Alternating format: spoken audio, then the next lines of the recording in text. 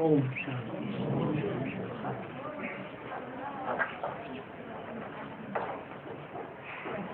आज का रात्रि क्लास है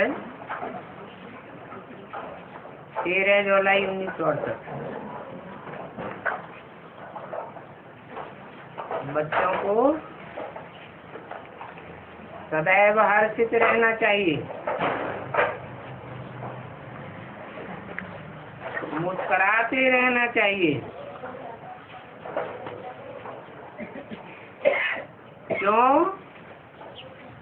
क्योंकि बाप द्वारा इतना ऊंचे से ऊंचे वर्षा पाते हो। जितना ऊंचा वर्षा और कोई भी धर्म के फॉलोअर्स नहीं पाते हैं। इसलिए बहुत हर्षित मुख रहना चाहिए। अगर ठीक रीत से पुरुषार्थ करो तो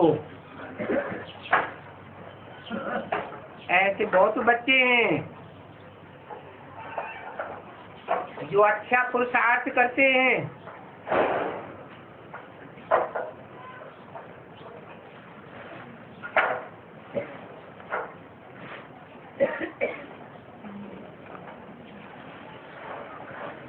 जब बच्चे कोई को समझाते हैं, जैसे कहते हैं तुम अपने बाबा को भगवान कहते हो,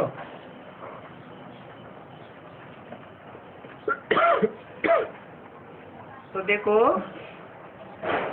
ये चिरंजीवी लाल बच्चा है ना, इसने बहुत अच्छा सुनाया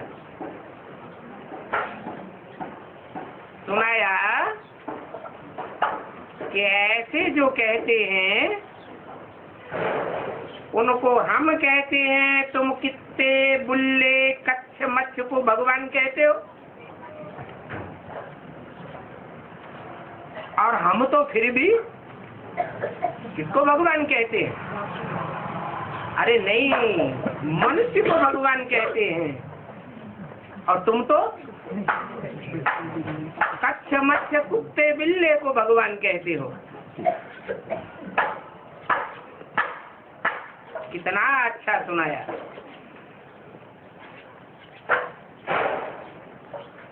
बच्चे ने रिस्पॉन्ड बहुत अच्छा दिया कि आप लोग भगवान को कितना रिगार्ड देते हो और हम कितना रिगार्ड देते हैं। कुत्ते बिल्ले कच्छ मच्छ में अगर भगवान आता है तो क्या जानवरों को पढ़ाने आता है? भगवान आएगा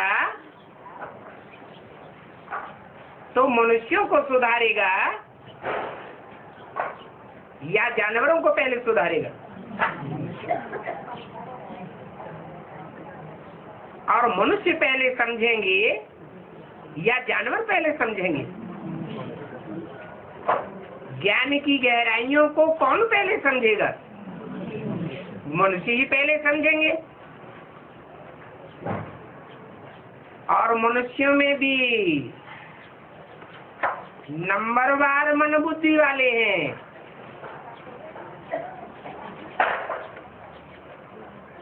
कोई कम बुद्धि वाले हैं, कोई ज्यादा विशाल बुद्धि वाले हैं। तो समझा तो जा सकता है कि भगवान बाप सर्वव्यापी होगा या एक व्यापी होगा। नीच से नीच योनियों में कीट पशु पक्षी पतंगों में आवेगा या मनुष्यों में भी जो तीव्र मन बुद्धि वाला होगा उसमें आवेगा। शास्त्रों में यादगार तो दिखाई है चित्रों। क्या यादगार दिखाई है?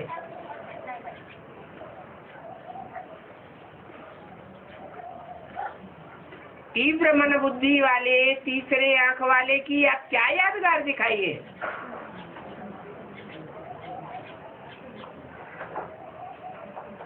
त्रिनेत्री दिखाया हुआ है।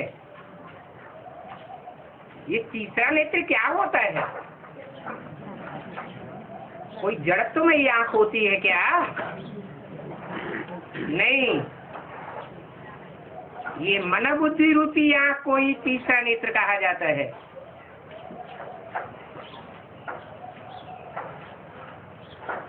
तो देखो, ये बच्चा बहुत अच्छा खुशी में रहते हैं।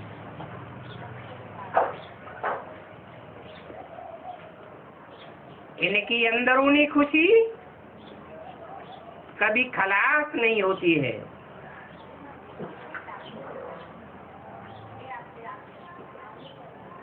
जैसे सागर है,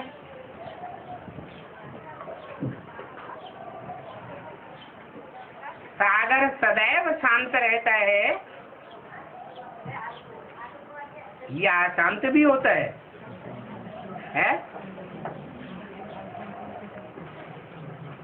अंदरूनी रूप से सदैव शांत रहता है या अशांत भी रहता है?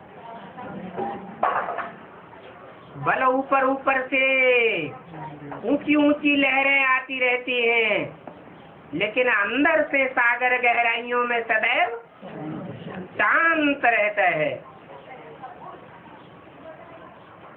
ऐसे ही स्थायी खुशी चाहिए।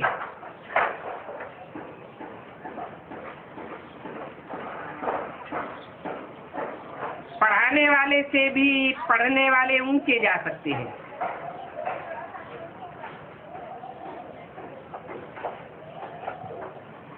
ये तो कॉमन बात है। ऐसे ऐसे बच्चे सेंटर भी चला सकते हैं। उनके लिए सेंटर चलाना बहुत सहज है। सेकंड का ज्ञान है और सेकंड भी चपटी पर है।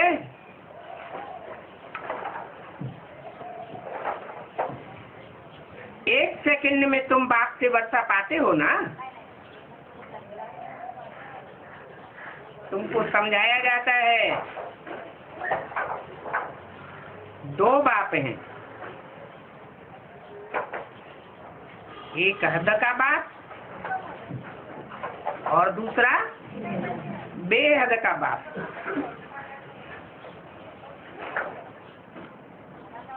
वो होते हैं हद के क्रिएटर बाप, और वो है बेहद का क्रिएटर। कौन?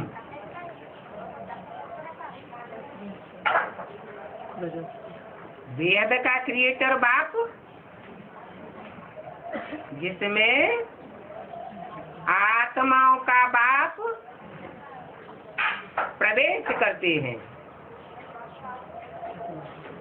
क्योंकि बेहद आत्माओं का बाप है और जिसमें प्रवेश करते हैं वो भी मनुष्य सृष्टि का बेहद का बाप है।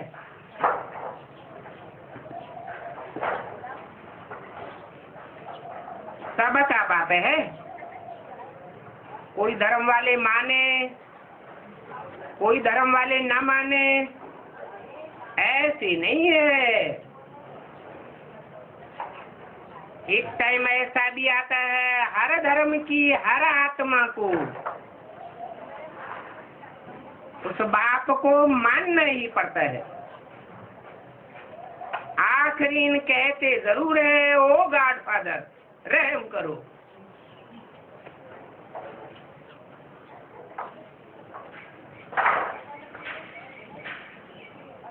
क्रिएटर बाप माना ही वर्षा।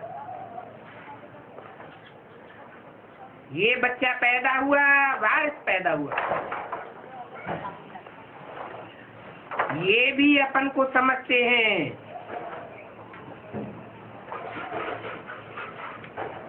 कि हम आत्मा हैं। कौन? कौन समझते हैं? है? अरे यह कह के किसको इशारा करते थे? है? ब्रह्मा बाबा को, जिसके बाजू में बैठा हुआ है बोलने वाला। अर्थक की वाणी है ना। ये भी अपन को क्या समझते हैं हम आत्मा हैं।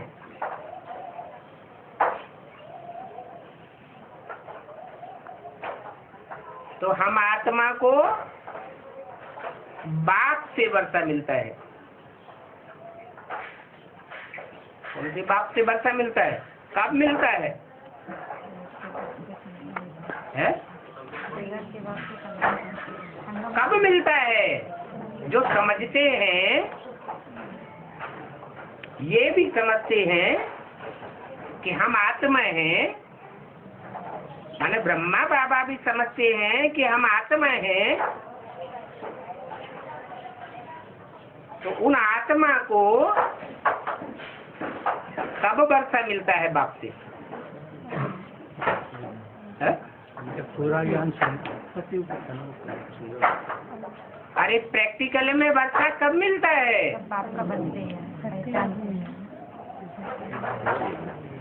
कब बनते हैं, कब पहचानते हैं? कौन से युग में पहचानते हैं? जो भी पुरुषोत्तम स्वर्णिम युग है, जिससे ऊंच से ऊंच कोई युग होता ही नहीं है, उसमें ये भी पहचानते हैं कि हम आत्मा हैं और हम आत्माओं का बाप परम पिता परमात्मा है। परम पिता परमात्मा है या परमात्मा परम पिता है? इसमें क्या अंतर हुआ है? परम पिता इसलिए पहले कहा जाता है कि वो बापों में सबसे ऊंच बाप है। जो मनुष्य सृष्टि का बेहद का बाप है, उसका भी बाप है। इसलिए परम पिता कहा जाता है। वो मनुष्य सृष्टि का बेहद का बाप भी उसको अपना बाप मानता है और किसी को बाप नहीं मानता।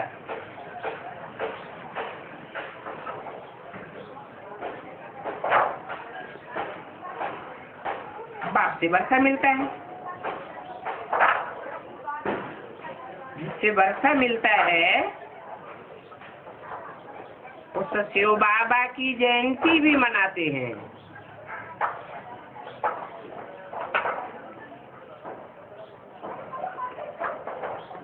कहाँ मनाते हैं? भक्ति मार्ग में मनाते हैं। भक्ति मार्ग में शिव जयंती मनाते हैं, शिवरात्रि मनाते हैं। क्योंकि भक्त बेचारे सब अंधकार अज्ञान अंधकार की रात्रि में है या सुधरे में होते हैं। अज्ञान अंधकार की रात्रि में है तो शिव बाप को पहचानते हैं क्या? नहीं। जब पहचानते ही नहीं, जानते ही नहीं, उनके सामने बाप प्रत्यक्ष ही नहीं हुआ, प्रत्यक्षता रूपी जयंती हुई ही नहीं, तो मनाएंगे कैसे शिव जयंती? और जयंती साकार की मनाई जाती है या निराकार की मनाई जाती है? निराकार आत्मा या आकारी आत्मा जब गर्भ में प्रवेश करती है तो जयंती थोड़ी ही मनाई जाती है। मनाई जाती है क्या? ये भी ज्ञान गर्भ में प्रवेशता है। गर्भ गुप्त होता है या प्रत्यक्ष होता है? तो गुप्त होता है, पता ही नहीं चलता बच्चा है या बच्ची है।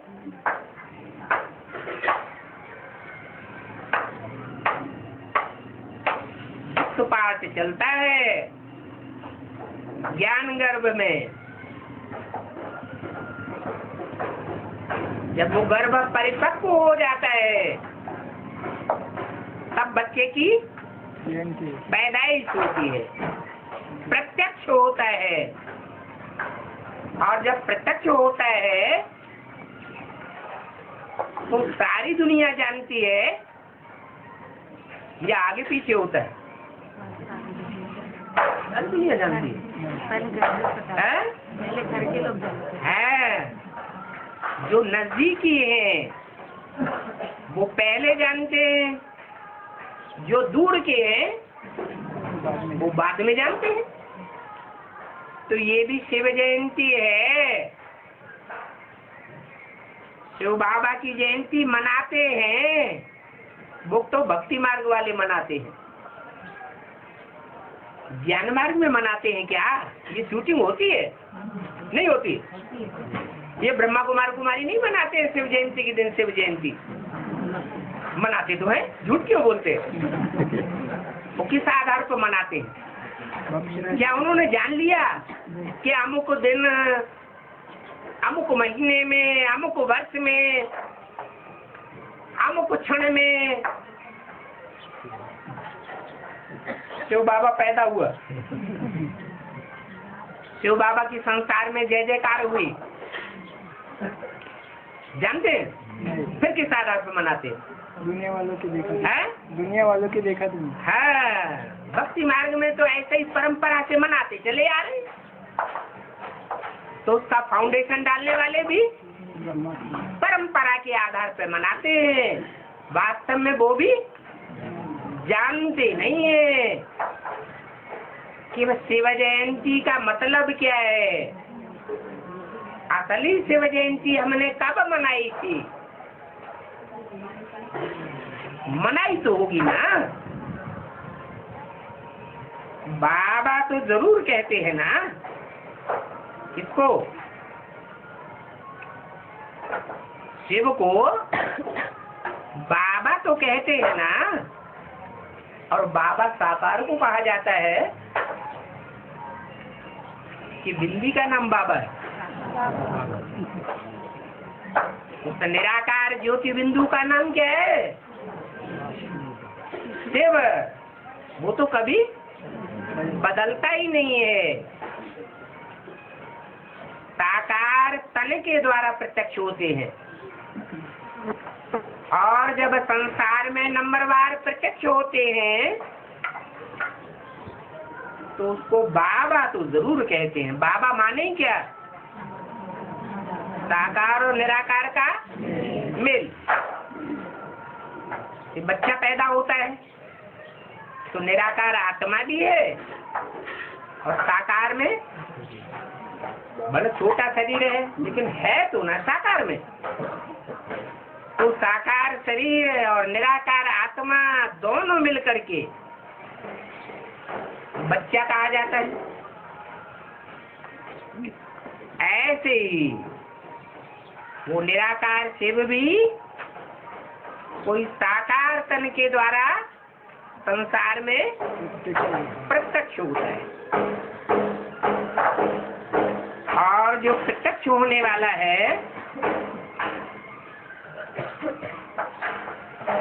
उनका काम क्या है?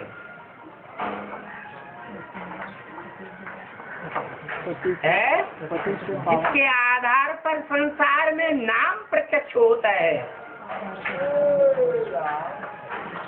क्या काम है? जो काम दुनिया में और कोई भी मनुष्य आत्मा का नहीं है। वो क्या काम है?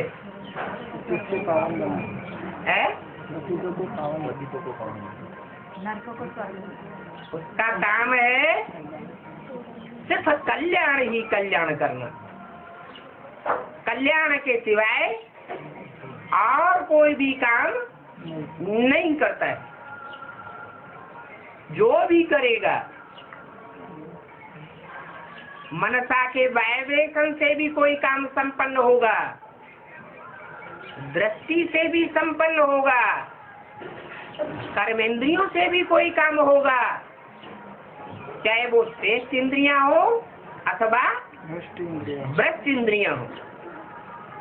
जो भी काम करेगा उसका रिजल्ट कल्याण क्या आएगा? कल्याण ही आएगा। अकल्याणकारी रिजल्ट नहीं आ सकता। अकल्याणकारी माना भगवान नहीं है। कल्याणकारी तो एक ही भगवान है, इसलिए उनका नाम सदैव शिव ही है। और ये नाम भी कहाँ प्रत्यक्ष होता है? निराकारी दुनिया में पहले या साकारी दुनिया में? जरूर नाम भी काम के आधार पर इस साकारी दुनिया में प्रत्यक्ष होते हैं। परम धाम में कोई काम नहीं होता है।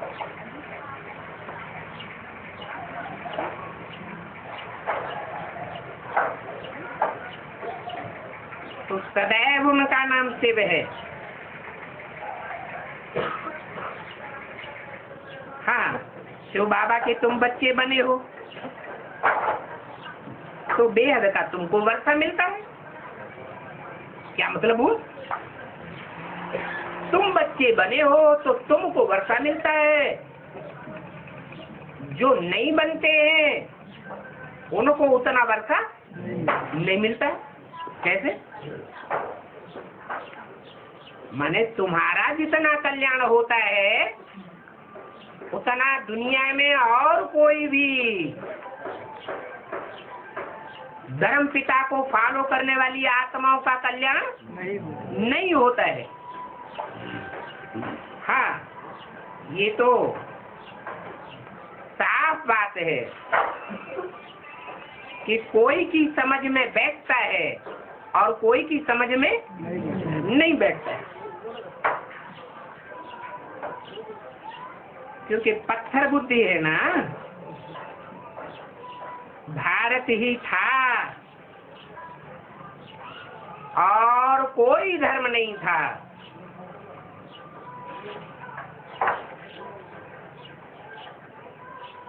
जब भगवान ने आकर के वर्षा दिया तो उस वर्षे का रिजल्ट क्या आया? किन्होंने वर्षा पाया? जिन्होंने वर्षा पाया वो भारतवासी ही बचे और दूसरे धर्म वाले नहीं बचे।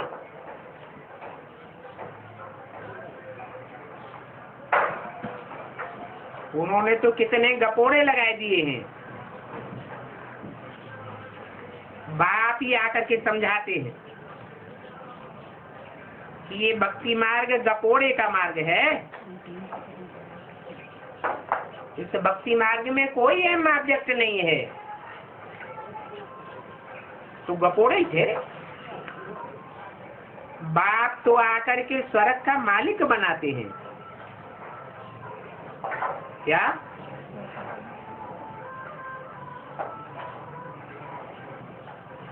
क्या खास बात बताइए जो बेसिक वालों की बुद्धि में ठहरती है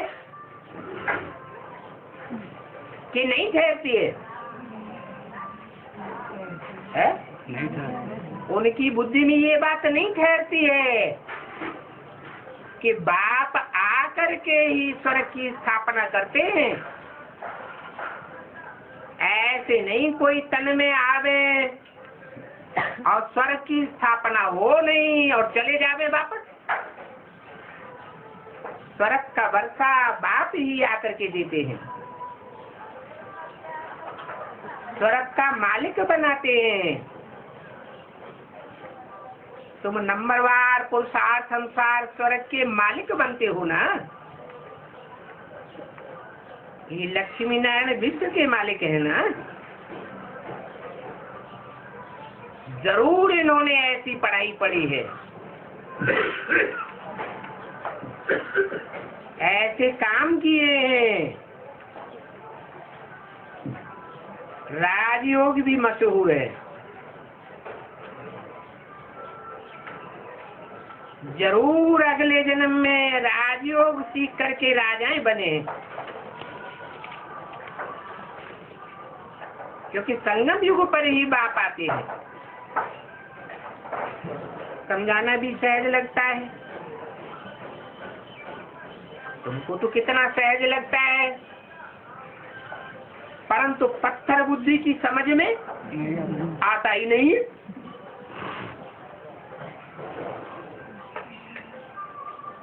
तो तुम ही ब्राह्मण हो। क्या कहा? कौन हुए ब्राह्मण? जो बाप को पहचानते, जो समझते हैं वो ब्राह्मण है।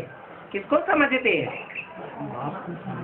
बाप को समझते हैं कि बाप इस सृष्टि पर आया हुआ है और आकर के स्वर्ग की स्थापना कर रहा है, और हमको तो स्वर्ग का वर्षा दे करके ही वापस जावेगा, बीच में वापस जाने वाला नहीं है। तुम ऐसे ब्रह्मा बाप के बच्चे हो।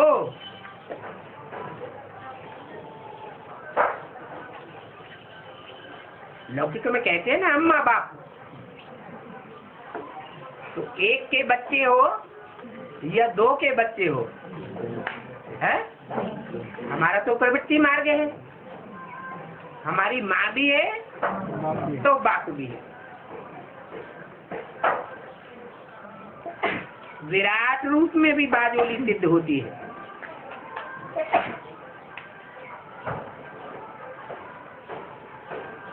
और विराट रूप में कोई दूसरे देवता को नहीं ले जाते हैं, एक ही देवता है जिसका विराट रूप गाया हुआ है। कौन सा है? विष्णु। शंकर का भी विराट रूप नहीं गाया हुआ है, क्योंकि शंकर को भी भक्ति मार्ग में कभी कभी अकेला दिखाते हैं। साथ में पार्वती या सती होती है या नहीं होती है? नहीं होती है। कभी होती है और कभी नहीं होती है। लेकिन विष्णु को तो कैसा दिखाते हैं? सदैव प्रवृत्ति मार्ग वाला ही दिखाते हैं। तो विराट रूप से ही वायुजोली सिद्ध होती है। कैसे सिद्ध होती है? कि जब संपूर्ण बनता है, 16 कला संपूर्ण होता है, तो आज में भी विष्णु प्रवृत्ति मार्ग का पक्का है 100%। और जब अंत होता है, 84वां जन्म होता है, तो भी अकेला होता है या प्रवृत्ति मार्ग में होता है? प्रवृत्ति मार्ग में होता है।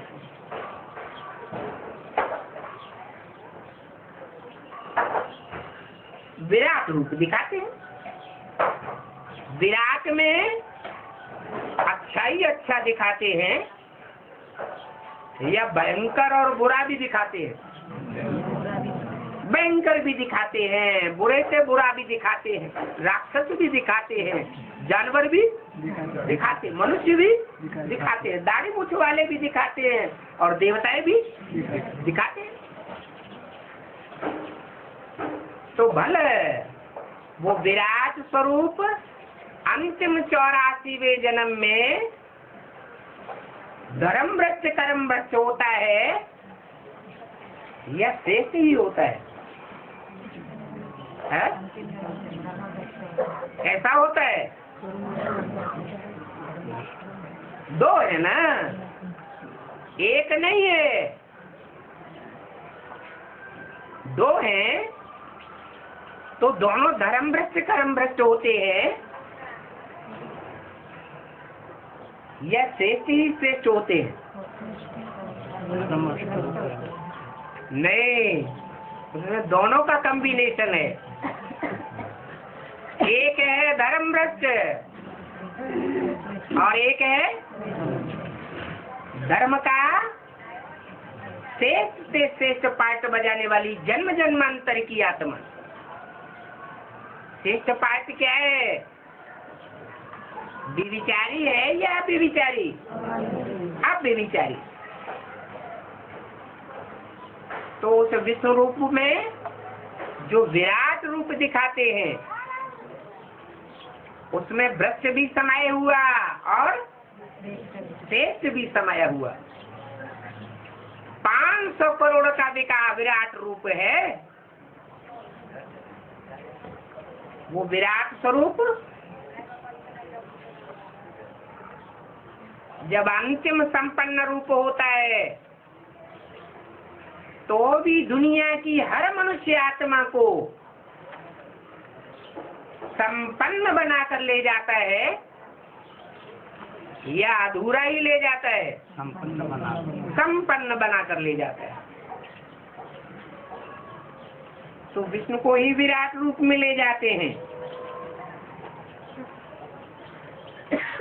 जब तक विष्णु स्वरूप दोनों के संस्कार मिलकर के एक न हो तब तक उनका विराट रूप सिद्ध नहीं होता।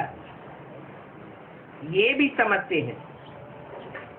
विष्णु 4 भुजा वाला, 2 मेल और 2 फीमेल। ये हद की बात बताई है बेहद की है? हद की भुजाओं की बात बताई या बेहद की भुजाओं की बात बताई? बेहद का बाप बेहद के बच्चों से बेहद की बातें करते हैं। तो 2 मेल भुजाओं का मतलब क्या हुआ? भुजा का मतलब होता ही है मददगार। 2 मददगार मेल के रूप में और 2 मददगार फीमेल के रूप में। तो बताया ब्रह्मा के साथ सरस्वती और शंकर के साथ पार्वती।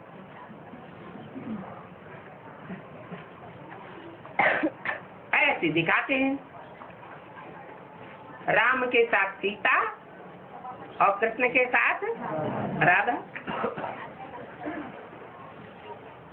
चतुर्भुज में डांस भी करते हैं।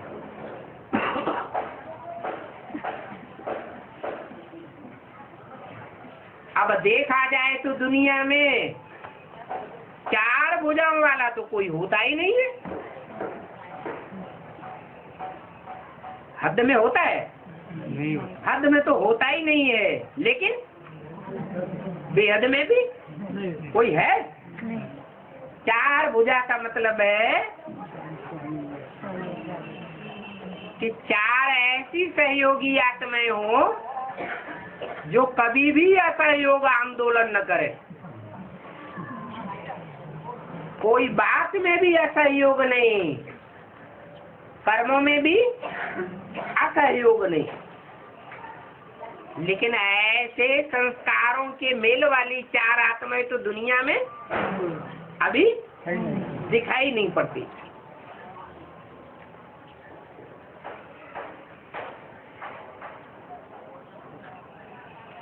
तो 4 भुजाओं वाला तो कोई होता ही नहीं है।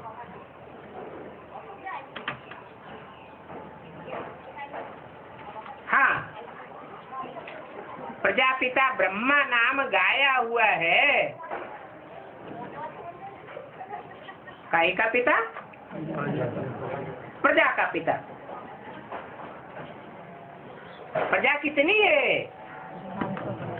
उसके पिता की प्रजा कितनी है? 500-700 करोड़ मनुष्य शक्ति जो भी है सब उसकी प्रजा कहो, रचना कहो, है ना। बच्चे वृद्धि को पाते रहते हैं। वृद्धि को पाते पाते कितनी संख्या हो जाएगी? अभी तो पूरे हैं या अधूरे हैं? अभी तो नहीं कहेंगे 500-700 करोड़, लेकिन वृद्धि को पाते पाते कितने हो जाएंगे? 500-700 करोड़ 500-700 करोड़ ब्राह्मण हो जाएंगे। सारी दुनिया रुद्रमाला हो जाएगी। और जब सारी दुनिया रुद्रमाला हो जाएगी तब रौद्र रूप धारण करते हैं। तो बताओ कितनी भुजाएं हो जाएंगी? एडम को कितनी भुजाएं होंगी? एडम भी कहते हैं क्रिश्चियंस में, मुसलमानों में आदम भी कहते हैं, जैनियों में आदिनाथ कहते हैं, और हिंदुओं में आदिदेव कहते हैं। तो उनको कितनी भुजाएं होंगी?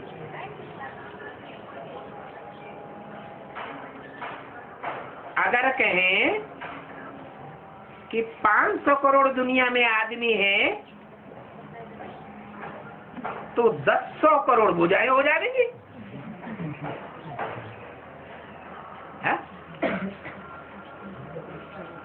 ये किसने बोला? अरे कोई इंटरफियर करके बोलता है कि नहीं बोलता है?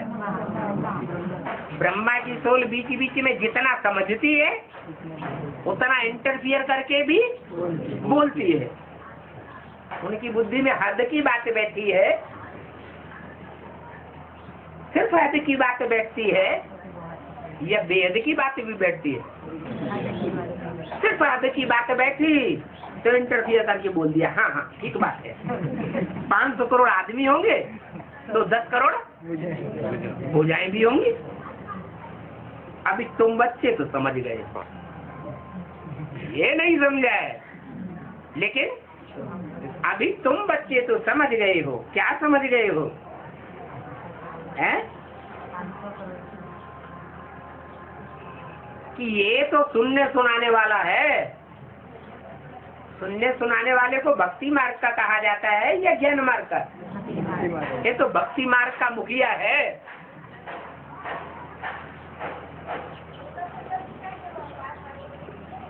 वास्तव में अर्थ तो बेहद में लगता है। भक्ति मार्ग में तो जो कुछ समझते हैं, जो कुछ समझाते हैं, जो कुछ सुनते हैं, जो कुछ भी समझाते हैं और जीवन में धारणा भी करते हैं, उसमें waste of time, waste of energy और वेस्ट ऑफ मनी होता रहता है। और बाप तो अभी बिल्कुल राइट समझाते हैं। क्या?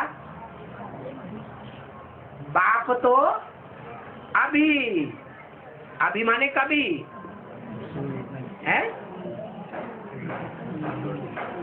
इन्होंने तो 10 करोड़ भुजाएं बता दी, तो इन्होंने कब बता दी और बाप कब बताते हैं? ये बताते हैं 10 करोड़ भुजाएं,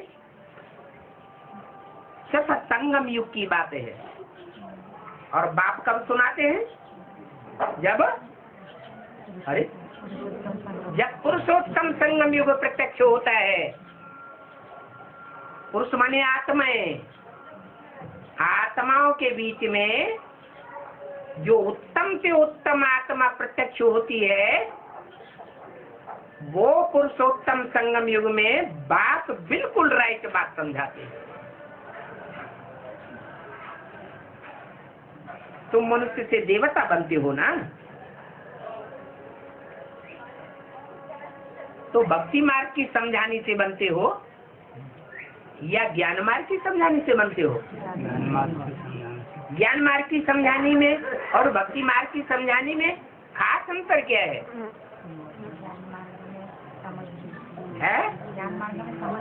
ज्ञान मार्ग में हर बात की गहराई में जाकर के हिज्जे हिज्जे करके श्रद्धा विश्वास पूर्वक समझते हैं, और भक्ति मार्ग में अंधश्रद्धा और अंधविश्वास से हर बात को हाँ जी करके समझते रहते हैं। आधा कल्प ये करते करते तुम्हारा टाइम वेस्ट हो गया। क्या करते करते? सत्य वचन महाराज, ठीक है, दया निधान, सत्य है, कृपा निधान। गुरु जी के सामने कोई भी कुछ बोल नहीं सकता। ये तो परिवार है। परिवार में जब बच्चे बाप के सामने बैठे हों तो उनको बोलने का अधिकार नहीं क्या है? बोलने का तो अधिकार है, लेकिन ज्ञान युक्त बात अगर बोलते हैं, ज्ञान युक्त प्रश्न करते हैं, तो बोलने देना चाहिए या नहीं बोलने देना चाहिए? बोलने देना चाहिए। आधा कल्प तुम्हारा टाइम वेस्ट हो गया। भक्ति मार्ग का टाइम वेस्ट बहुत दुख देता है, और यहाँ बहुत सुख देता है। यहाँ क्या होता है? यहाँ दुख नहीं देता है। यहाँ हम ज्ञान युक्त होकर के जितना बुद्धि चलाते हैं उतना हमारी बुद्धि को अंदरूनी तुष्टि मिलती है।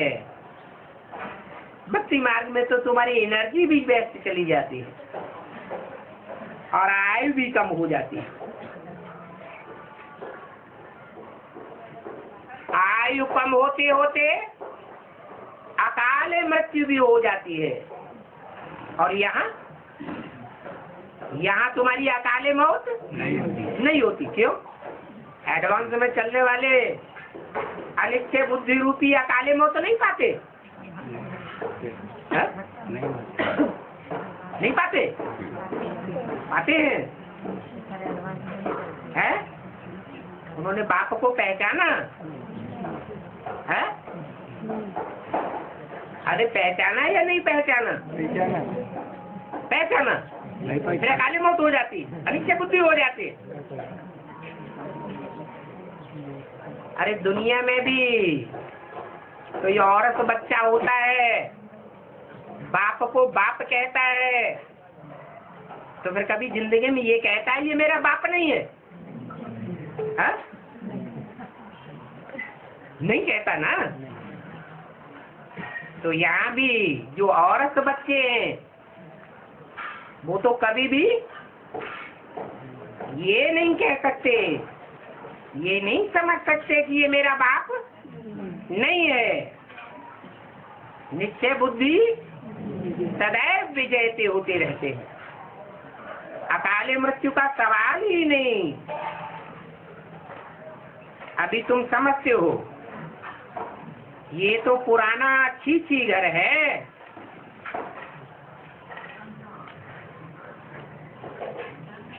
नई दुनिया में और पुरानी दुनिया में फर्क तो होगा ना।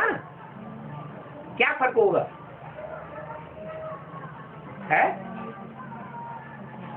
क्या फर्क होगा? नई दुनिया में नया शरीर मिलेगा और पुरानी दुनिया में पुराना शरीर होगा। अच्छा, कब तक नई दुनिया में नया शरीर और कब तक पुरानी दुनिया में पुराना शरीर है? अरे कोई मियाद है या नहीं है? क्या मियाद है? पुरानी दुनिया में ये पुराने शरीर कब तक? अब कब पूरे होंगे वो 2500 साल? होंगे कि नहीं होंगे? कब? झंझट में पड़ गए। अरे पुरानी दुनिया कब तक है? 36 तक, 2036 तक। अच्छा, पुराना शरीर जो होता है वो हड्डी मांस मज्जा का ही पुराना शरीर होता है या कोई सूक्ष्म शरीर भी होता है? फाउंडेशन क्या है? पुराना शरीर, उसका भी फाउंडेशन क्या है? शुरुआत कहाँ से होती है? शुरुआत तो शरीर की सूक्ष्म शरीर से होती है ना। सूक्ष्म शरीर के बगैर स्थूल शरीर होता है क्या इस दुनिया में? नहीं होता है। हाँ, सूक्ष्म शरीर दो प्रकार के होते हैं। एक होते हैं इविल और एक होते हैं फरिश्ता। तो पुरानी दुनिया 36 तक जो बताई है वो स्थूल शरीर के आधार पर बताई या सूक्ष्म शरीर के आधार पर बताई? स्थूल शरीर के आधार। स्थूल शरीर के आधार पर है, क्योंकि स्थूल शरीर 5 जड़ तत्वों से बनता है और 5 जड़ तत्व पहले सुधरेंगे कि पहले चैतन्य आत्मा सुधरती है। चैतन्य आत्मा पहले सुधरती है। तो जो चैतन्य आत्मा का फाउंडर सूक्ष्म शरीर है, जो फरिश्ताई स्टेज में रहने वाला है, ऐसी स्टेज में रहने वाला है कि सूक्ष्म शरीर होते हुए भी अव्यक्त स्टेज वाला है। इस व्यक्त दुनिया को न देखने वाला है, महत्व तो नहीं देने वाला है।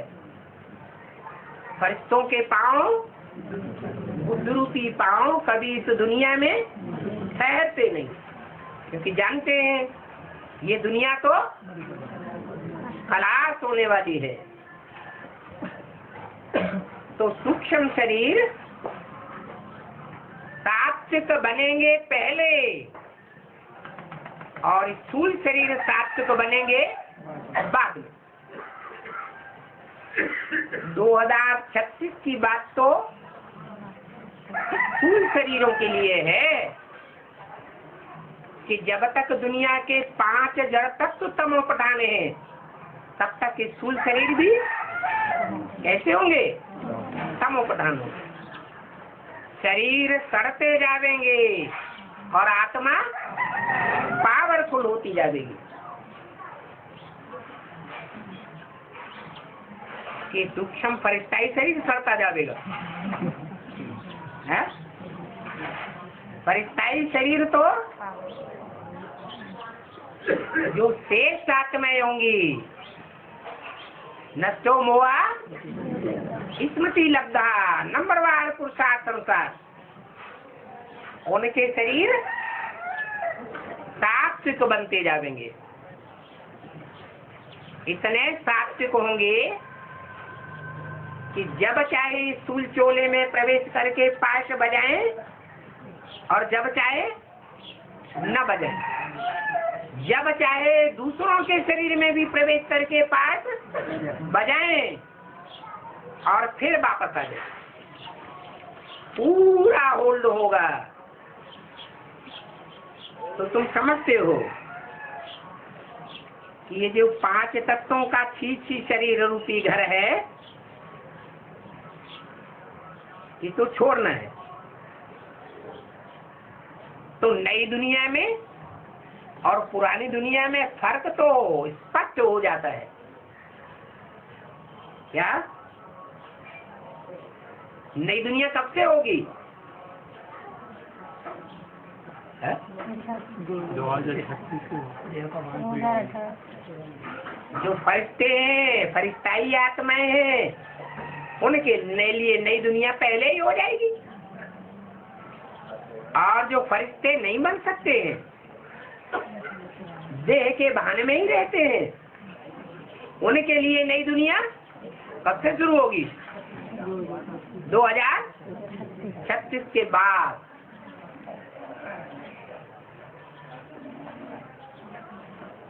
तो ये ब्रह्मा जिनकी बुद्धि में ये आया कि 500 करोड़ मनुष्य हैं, तो 10 करोड़ भुजाएं होंगी।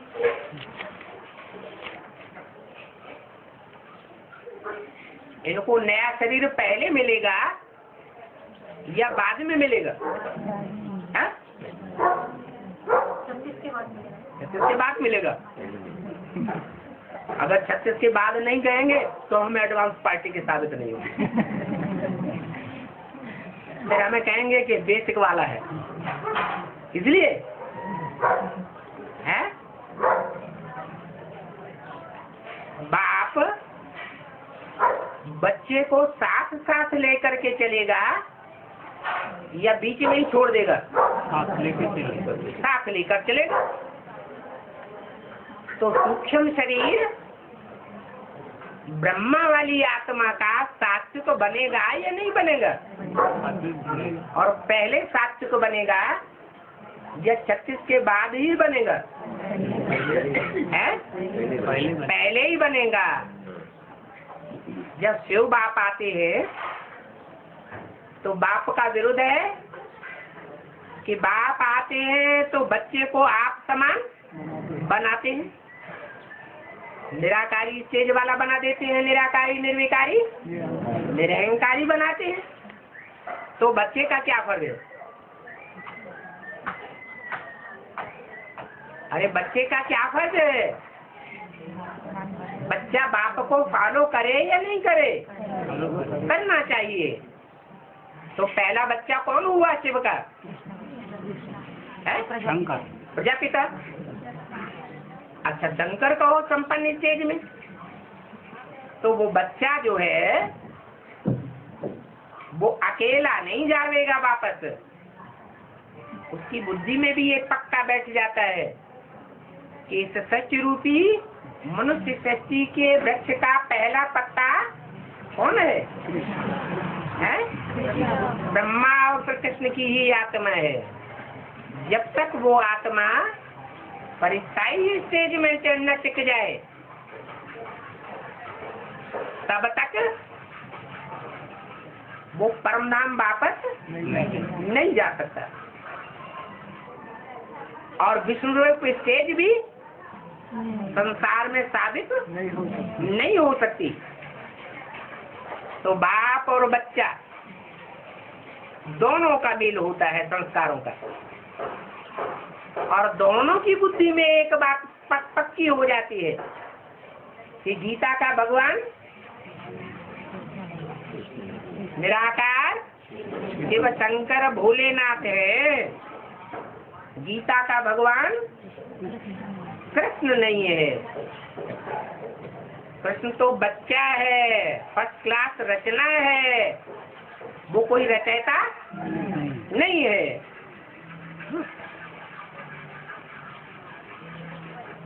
तो दोनों आत्माओं के लिए नई दुनिया सन 36 से पहले ही होती है, तैयार होती है, या बाद में तैयार होती है? पहले ही तैयार हो जाती है। बल बोला है कि शरीर सड़ते जाएंगे, आत्मा पावरफुल होती जाएगी। सड़ा हुआ शरीर भी अगर काम पूरा करे तो उसे सड़ा हुआ कहेंगे? है? नहीं कहेंगे। बाप भी कहते हैं, मीठे मीठे बच्चे,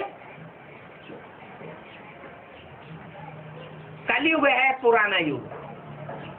कलयुग नाम क्यों पड़ा? कलह कलेश वाला युग है। संस्कार आपस में टकराते हैं, और जहाँ संस्कार आपस में मेल खा जाए 100%, तो उसे कलयुग कहेंगे या सतयुग कहेंगे? तो जरूर सतयुग है। तो सतयुग है नया और कलयुग है पुराना। अभी ये सारी पुरानी दुनिया इस ज्ञान यज्ञ में स्वाहा हो जाती है। कोई भी पुरानी चीज वहां काम में नहीं आती। आत्माएं और शरीर सभी नए बन जाते हैं। आत्मा तो अविनाशी है, फिर अविनाशी आत्मा तमो प्रधान से सतो प्रधान बन जाती है।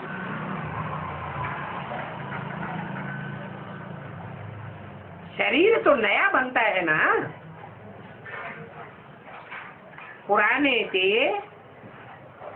पुराना शरीर तो फिर नया बनता है।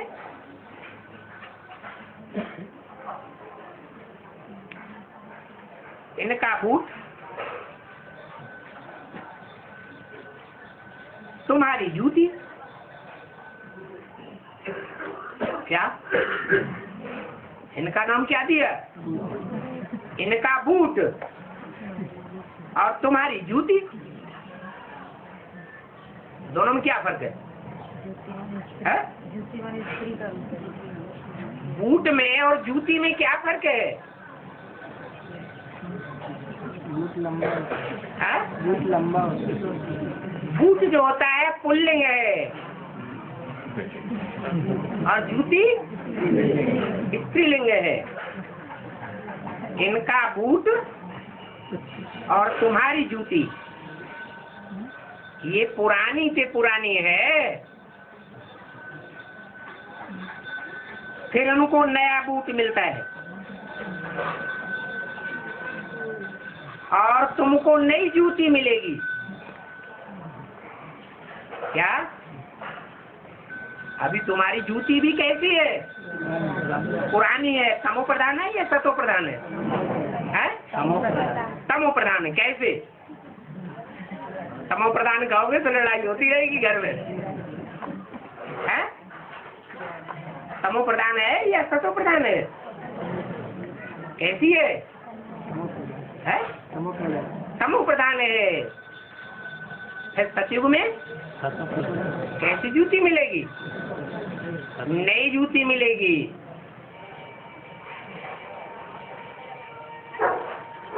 कम खाओ की, क्या है? ऐसी जूती मिलेगी, कम खाओ। क्या भोगते हैं ना, तो क्या आस रहती है? खाना खाएंगे, अच्छा अच्छा भोजन होगा, तो मन में क्या आवेगा? ज्यादा खाओ या कम खाओ? जितना हो तो खा लो, इंद्रियां तृप्त हो जाएं। लेकिन फिर तुमको कैसी जूती मिलेगी? कम खाओ। माना खाओ खाओ करने वाली, सूपन खा पूतना वाली जूती नहीं मिलेगी। सूपन खा पूतना क्या करती है? कम खाओ वाली होती है या ज्यादा खाओ खाओ? उनको तो बहुत खाओ खाओ लगी रहती है।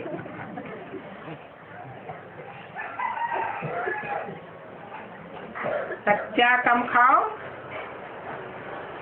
जो होता है वो कब काला नहीं होता है, तमो प्रधान नहीं बनता है। क्या